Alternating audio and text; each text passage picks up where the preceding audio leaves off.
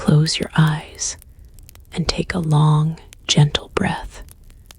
Outside, twilight folds over the town of Frostbrook like a blanket edged in silver. The snow has been falling since late afternoon, soft and patient, covering rooftops, fences, and frozen hedges in smooth, shining white. Inside a small corner house at the end of Maple Lane, the windows glow a tender amber. Behind those panes, the evening begins to stretch its arms, slow and unhurried. Margaret has always loved this hour, the hush that slips between the bustle of the day and the stillness of night. She moves about her kitchen as if she knows the rhythm by heart. The wooden clock ticks softly near the pantry. A faint crackle comes from the fireplace in the next room. Her slippers slide quietly over the worn rug as she lights a small oil lamp on the counter. The glow catches the jars lined neatly along the shelves. Sugar in one, flour in another, cocoa powder, dried fruits, tiny glass bottles with labels written in careful script. The kitchen smells faintly of pine from the wreath she hung above the window. And underneath that, a trace of vanilla lingers from something she baked earlier in the week. She takes her time tidying the few dishes that remain from supper, nothing rushed, no clatter. The warm water fogs the window above the sink, and through the blur she can still see the snowfall thickening, flakes spinning lazily in the light from the street lantern. When she sets the last plate aside, she stands for a moment, listening. The whole world sounds distant now, muffled under the weight of snow. Margaret dries her hands, smooths the front of her wool dress, and decides the evening deserves something special. A little treat, something to keep her company while the night unfolds. Cookies, she thinks. Midnight cookies. She opens the cupboard and gathers what she needs. Flour in a large tin, sugar in a ceramic jar with a chipped lid, a small crock of butter soft from sitting near the hearth. Her movements are quiet, but sure, practiced from years of repetition. She enjoys the feel of it, the cool of the flour, the slight stickiness of sugar between her fingers, the comforting scent of butter. The mixing bowl waits at the center of the table, pale blue enamel, with faint scratches from use. Into it, she measures flour with a wooden scoop, letting it fall in light puffs. She adds a pinch of salt, a spoon of sugar, and begins to cut in the butter. Her hands work slowly, rhythmically, until the mixture looks like fine snowdrifts. The sound of the knife against the bowl is small, almost musical. Outside, the first stars are appearing behind the falling snow. Their light is dim, but enough to cast a faint shimmer over the frosted glass. Margaret notices the reflection of her lamp on the window, her own small pocket of golden warmth against the blue night. She cracks an egg into a smaller bowl, the shell making a soft, satisfying snap. The yolk slides down in a golden ribbon. She adds it to the mixture, then pours in a splash of vanilla. The scent rises instantly, sweet and round, filling the space between her and the window pane.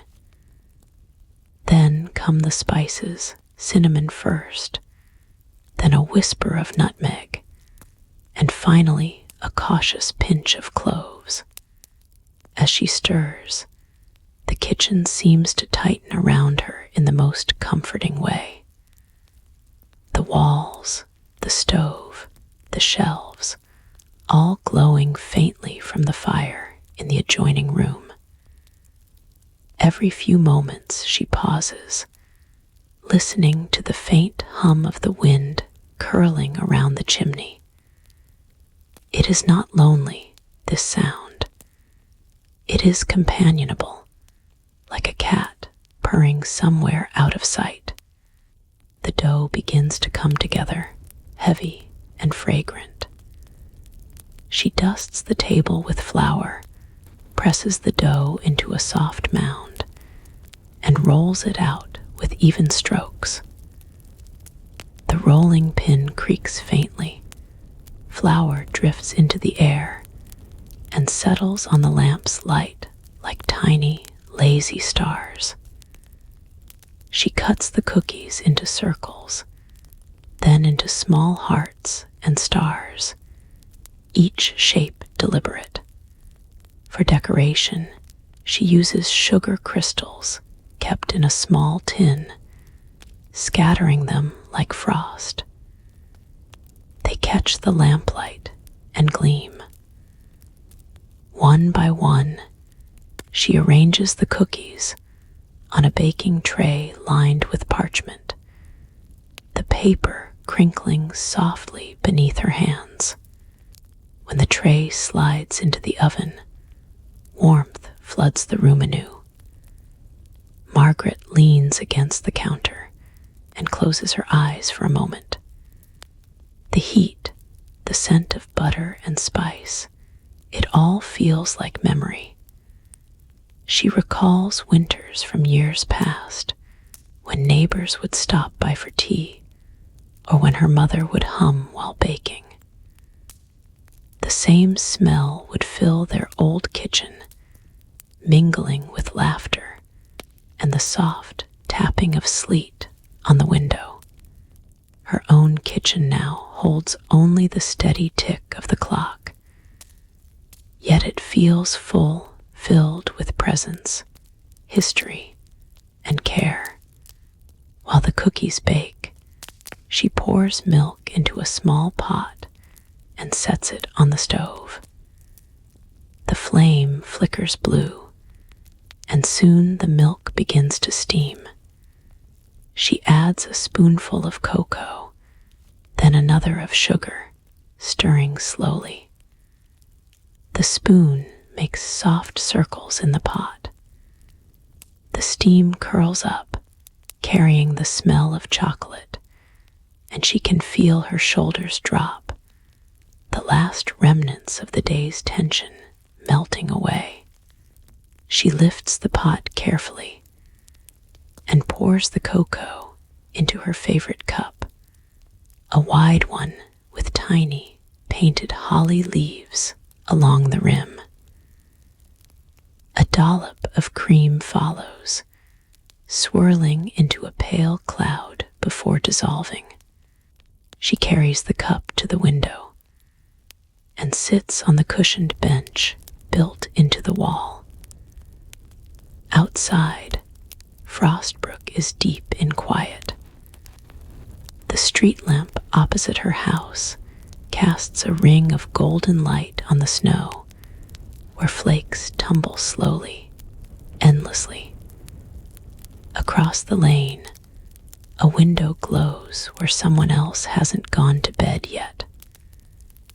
The faint outline of a rocking chair moves behind the curtain, perhaps old Mrs. Green knitting by her fire.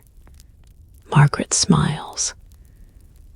There's a comfort in knowing that other lights still burn in the town, that even in winter, warmth is shared. A gentle meow breaks the silence. Whisk, her small tabby, hops onto the bench beside her. He stretches luxuriously before curling up near her lap, his fur warm from the fire. She strokes him absently, her eyes still on the snow. Each flake lands soundlessly, adding to the growing softness outside. The world has become feathered and hushed, and even her own breathing seems quieter. The timer in the kitchen chimes. Whisk lifts his head, tail twitching. Margaret sets down her cocoa, slips her feet into slippers, and moves toward the oven. The air greets her with a wave of buttery sweetness, so rich it nearly makes her sigh. She opens the oven door carefully. The cookies are golden at the edges, the tops glistening with melted sugar. She sets the tray on the counter, the cookies crackling faintly as they cool. The smell of spice blooms stronger now, and she can't resist tasting one. It's still warm, soft inside, crisp outside. The flavor spreads through her slowly, and she smiles, feeling something both simple and profound. Contentment. Whisk sits at her feet, hopeful. She breaks a crumb and offers it. He sniffs, then decides the warmth alone is enough, curling back onto the rug.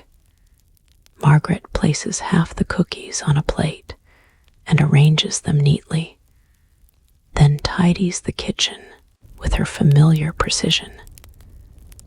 Each utensil finds its place again. She wipes the table clean, folds the towel over the sink, and hangs her apron on its hook. By the time she finishes, the snow has thickened to a steady fall outside. She carries the plate of cookies and her cocoa into the sitting room. The fire glows in the hearth, its light flickering across the bookshelves and the framed photographs on the mantel. She kneels to add another log, listening to the satisfying pop as the flame catches. Then she settles into her armchair, tucking a knitted blanket over her knees. For a long time she simply sits there, nibbling a cookie and watching the fire dance. Shadows ripple over the rug and up the walls. The warmth seems to breathe with her. She takes slow sips of cocoa, savoring the slight bitterness that lingers beneath the sweetness. The night grows deeper. Through the lace curtains, she can still see snow tumbling past the window, illuminated by the faint lantern light outside. Occasionally, a carriage passes at the end of the lane, the muffled sound of wheels over snow, the distant jingle of harness bells, then nothing again but silence. Margaret feels time loosen its hold. Each minute stretches and softens. The rhythm of her heartbeat syncs with the crackle of the fire. She could stay like this forever, caught between wakefulness and the first drift of sleep. But there are small things left to do before bed. She finishes her cocoa, sets the empty cup on the table, and rises slowly, gathering her blanket around her shoulders. Whisk follows, tail high, as she moves back to the kitchen. She covers the remaining cookies with a cloth and leaves them on the counter. Tomorrow's breakfast, perhaps. She extinguishes the kitchen lamp, leaving only the faint orange of the hearth behind her. Upstairs, her bedroom waits, warm and inviting. The staircase creaks gently under her steps, each board familiar. The scent of wood smoke follows her up, mingled with vanilla and spice that lingers in her hair and clothes. At the top of the stairs, she pauses by the window on the landing. Frost curls along the glass in delicate patterns, like feathers frozen in motion. She traces a line through it with her fingertip, watching the faint blur of her reflection appear. Outside, the town seems asleep. Roofs gleam under moonlight, chimneys send out thin ribbons of smoke, and the snow continues, unhurried. She whispers a soft good night to no one in particular, and turns toward her room. Margaret pushed open her bedroom door, and the gentle warmth met her like an embrace. The hearth in the corner had burned low, but still held a soft, orange glow that pulsed against the stone. The rest of the room was touched with silver light from the window, where the snowfall shimmered beyond the glass. Her bed stood inviting and full layers of quilts, a thick wool blanket folded neatly at the end, and pillows plumped to softness. Beside it sat a small table with a brass lamp, a book she'd been rereading for weeks, and a candle stub resting in its saucer. Everything smelled faintly of linen and beeswax. She set her folded blanket over the chair and began her small nightly routine. The gestures were simple, almost ceremonial. She brushed out her hair, long strokes that made a faint rustling sound in the quiet. She placed the brush down, folded her dress carefully, and slipped into her flannel pajamas, red and green plaid. The fabric was soft against her skin, faintly warmed from sitting near the fire earlier. Whisk leapt onto the bed and began to knead the blanket with rhythmic paws. Margaret smiled. "You found the warmest spot, haven't you?" she whispered, her voice a murmur meant only for the cat and the quiet room. She crossed to the window and drew the curtains halfway, leaving just enough space to watch the snow. The world outside was a soft blur of white and gold. Frostbrook's lanterns burned low now, their halos muted by the thickening snow.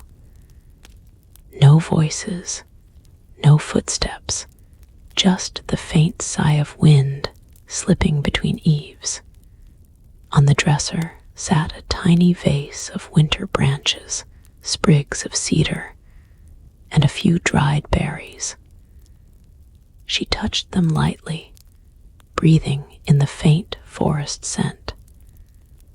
Her evenings were always arranged like this, small comforts, tiny markers of care that turned a house into a home. The kettle on the small iron stove in the corner began to hum faintly. She left it there earlier, filled halfway, so she could make a final cup of tea before bed. She spooned dried chamomile blossoms into her teapot, their papery petals crackling softly, and poured the steaming water over them.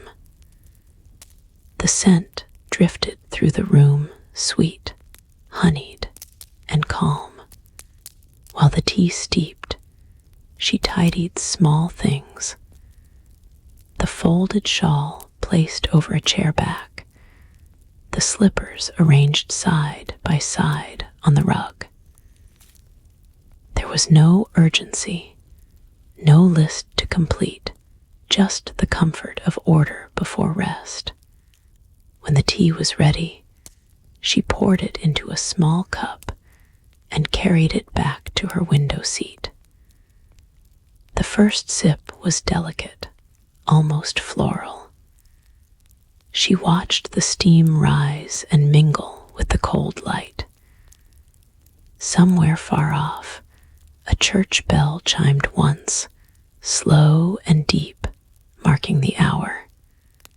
Midnight. Margaret smiled.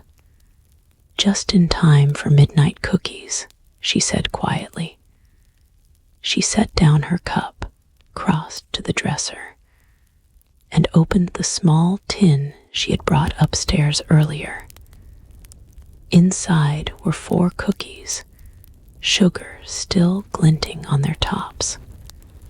She took one, broke it gently in half, and offered a crumb to Whisk, who had followed the sound with interest. The bite was sweet and soft. The spices were mellow now, less sharp than when they came out of the oven, the flavors having deepened with rest. She savored it slowly, the texture dissolving on her tongue. The warmth of tea followed, weaving comfort through her chest. Outside, the snow showed no sign of stopping. The flakes had grown larger, falling in slow spirals that made the air look almost alive. Each one caught the lamplight before disappearing into the drift below. Frostbrook's rooftops were rounded and smooth now, like mounds of icing. She watched until her eyes began to blur, until the rhythm of falling snow matched the rhythm of her breathing. Then she rose, blew out the small lamp on the window ledge, and turned toward the bed. The room dimmed, left only with the whisper of the fire and the faint silver glow from outside. She drew back the covers, the cool air meeting the warm sheets, and slid beneath them. The quilts were heavy, but comforting, pressing her gently into stillness. Whisk curled into the crook of her knees, his purr a steady vibration against the quiet. Margaret lay there, eyes half closed, letting her thoughts drift not forward or backward, but simply outward into the sounds of the house, the ticking clock, the faint creak of cooling wood, the soft hiss of the last burning log. Each sound folded into the next, forming a lullaby of its own. Her mind wandered to the cookies downstairs, the scent that would greet her in the morning when she came down for breakfast. She imagined the window panes fogged from the new day's fire, the snow piled high outside, and perhaps a letter waiting at the door from a neighbor. Small things to look forward to, but enough. She shifted slightly, nestling deeper into the pillow. Her breathing slowed. The edges of thought softened until they were little more than impressions. The glow of fire, the taste of sugar, the hush of snow. The cat stirred once, sighing, a sound so small it could have been mistaken for the wind, and settled again. Minutes passed, though they didn't feel like minutes. Time in this room moved like snow, steadily, silently, without hurry. When the last coal in the hearth dimmed, Margaret stirred just enough to pull the quilt higher around her shoulders. The weight of it felt protective, a gentle reminder that she was enclosed, safe, and warm. She whispered, "Good night, Frostbrook," the same way she did every night of winter. Her voice barely broke the silence, just a breath among thousands of falling flakes. The snow kept falling. Outside, the lamplight dimmed further, and the world folded into layers of quiet. Inside the little house on Maple Lane, everything rested. The clock, the fire, the cat, and Margaret herself, each held in the soft, steady rhythm of sleep. The scent of cinnamon lingered faintly in the air long after she drifted off. The cookies cooled in their tin downstairs, and beyond the frosted windows, the snow continued, gentle and endless, carrying the night forward into morning.